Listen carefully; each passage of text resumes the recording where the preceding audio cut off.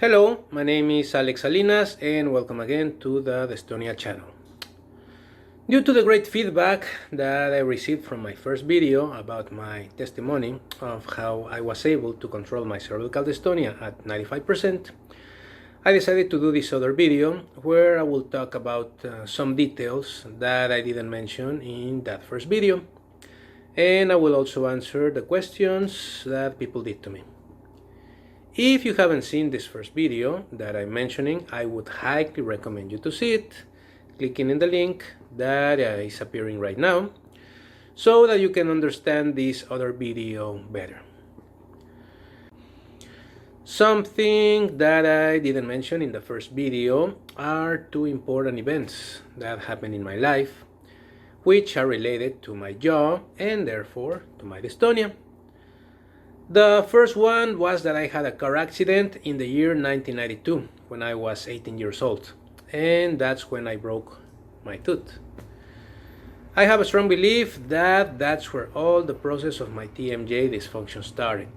I probably hit my TMJ very hard, and my nerves probably got very sensitive after that.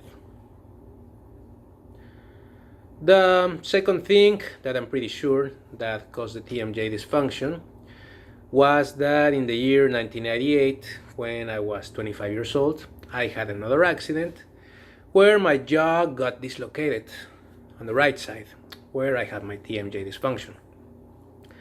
I didn't go to the doctor to realign it, and I have to admit it, that was really stupid of me.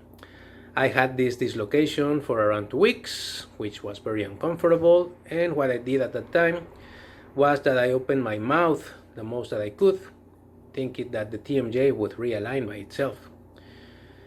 One day, while eating, it got back to its place, hurting a lot. I'm pretty sure that the nerves of my TMJ got damaged and more sensitive, and that's probably the reason I acquired my dystonia in the year 2007 when my jaw got disaligned. One other thing that I believe is important and that I didn't mention on my first video is that in the year 2019, my dystonia got back around 60%. I still don't know the reason of why it came back. In other cases, I know the exact reason of why the contractures and pain come back. I will explain that in a moment. The symptoms that I got back in 2019 were involuntary movement of my neck, turning to the right, contractures in the neck, shoulder and back, pain, and a huge stiffness in the back of my neck. So when the symptoms came back to me, I contacted my neurologist in Mexico City again and asked him this time to apply the Botox not only in the TMJ, but also in the spaces between the C1 and C2 bones and the C2 and C3 bones. The reason of asking my neurologist to apply the Botox in those spaces was because the Botox relaxes the muscles, so my theory was, once again, that if the muscles got relaxed, the bones would get back in their normal place, and they would keep like that. This theory was based on the theories of Dr. Stack, Dr. Demerjian, and Dr. Sims, who say that dystonia is caused by a TMJ dysfunction. But this time I also applied the theory of Dr. Lee, who says that dystonia is caused by a TMJ dysfunction that causes also an incorrect position of the C1 and C2 bones. The result of applying the Botox in those places was absolutely great. After a few days of the Botox infiltration, all the symptoms started to fade away until I got back to the normal position again of my body without pain, contractions, and no involuntary movement. A question that people ask me is if I still apply Botox to my TMJ. The answer is no. I just applied it in the year 2015, only 3 times, with a space of 3 months between each infiltration. The next time that I had to apply Botox was in the year 2019, as I just explained a moment ago, and that's it. Since then, I haven't had to apply it again, and hopefully I won't need to apply Botox again in my life. Another question that I get a lot also is how I did to get rid of the sugar in my diet, and how can I stand not eating sugar while seeing everybody else eating desserts, soda, and well, other sweet stuff. For me, this is the second time in my life that I stopped consuming sugar. The first time was in the year 1999 when I was 26. I did a diet that eliminated all kinds of sugar, including fruits and sugar substitutes also. What the nutritionist told me at that time was that eliminating sugar so drastically on my diet could cause headaches or dizziness, and he suggested to eat candy when those symptoms came. So that's exactly what I did, and that way it was easy to avoid sugar from my diet at that time. This second time that I eliminated sugar from my diet since July 2017 for about a year is I eliminated all sugars, including fruits. But what I didn't do is that I didn't eliminate the sugar substitutes. What I like to do is I drink coffee in the mornings. So what I do is that from a stevia packet, I just put a quarter of it on each cup of coffee. That's all the sweet stuff that I consume every day. Besides, well, the fruits, which are low of sugar. When I'm at parties or dinners with friends and family, they normally ask me how can I stand not to eat sugar and how can I resist it. So you might also be asking yourselves, where do I get the willness for not consuming sugar? It's really, really easy. I prefer to live without pain and with a normal position of my body than eating sugar. Simple as that. I have to admit it, yes, at the beginning of my decision to stop consuming sugar, I fell for the temptation and I got to eat small pieces of cake when we had birthday parties, birthday cakes at the office. Well, the results were really quick. A few minutes or a few hours later, the pain started in my neck and back and stayed there for hours, sometimes even days. So after a few times of noticing that the dystonia symptoms came back when eating sugar, I decided to stop consuming it at all. At the beginning, most of the people thought that I was exaggerating, but most of them now understand that the sugar is bad for my health. What are the things that cause my dystonia to come back? First of all, well, eating products that produce a lot of glucose in the body, like sugar, which is in candies, cakes, chocolates, sodas, and most of the sweet stuff that you can find every day. Also, another thing that produces my dystonia to come back is eating starch, which is found in potatoes, hot rice, and beans mostly. One day I ate a big amount of beans, and that was enough to keep me 4 days with pain in the neck and back.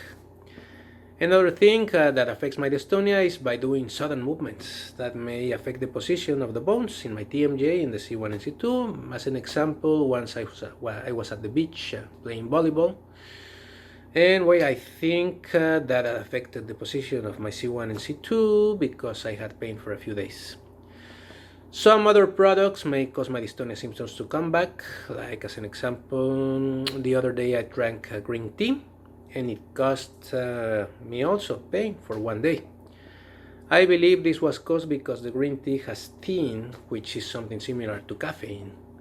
I'm not sure if that is the reason, but what I know for sure is that something in the green tea affects my dystonia, so that's the reason I eliminated it at all from my diet. Something that happened to me recently and that affected my dystonia a lot was that I drink mate, which is a herb that is consumed a lot in South America. I drank it for around 4 days in a row, and it brought me back a lot of pain in the back of my neck and also in shoulders, so I also eliminated that from my diet. I still drink coffee, yes. Where I work, they prepare a Mexican brand of coffee, which doesn't affect my dystonia. However, once I drank a brand of coffee here at home that contractured my muscles, so I stopped drinking that brand of coffee. About the C1 alignment, some people asked me if it's okay to go to a chiropractor to do that alignment. The only alignment that I recommend for our condition is the Atlas Prophylax. That's the therapy that I know that works really good for me. I have read in the dystonia forums about people that have gone to chiropractors, and well, they say that they have helped them to get a relief from their symptoms. But I also have read comments of other people that have also seen chiropractors to attend their dystonia, and those therapies didn't help them at all, or they ended up getting their symptoms worsened. So chiropractors are good for many health situations. However, for the C1 alignment, I would only definitely suggest the Atlas prophylax therapy, which is approved therapy that has really worked for me. Something else that I did and I still do is that I do exercises with my jaw. When I was diagnosed with dystonia in the year 2007, I talked with a doctor, which is a friend of mine who lives in Japan. She told me some tips to control the symptoms, like avoiding stress and not to be too much time sitting in front of the computer. But another thing that she told me at the time was this. She said, Alex, this might sound strange, but a way to get a relief of the dystonia symptoms is by moving your jaw from side to side. Something like this. So I did that often at that time, and I felt a little relief of my symptoms for a few minutes, but the symptoms came back again. So doing these movements helped just for a while. One exercise that I still do when I feel that the muscles of my neck are getting tight is this one. I move my jaw to the back like this.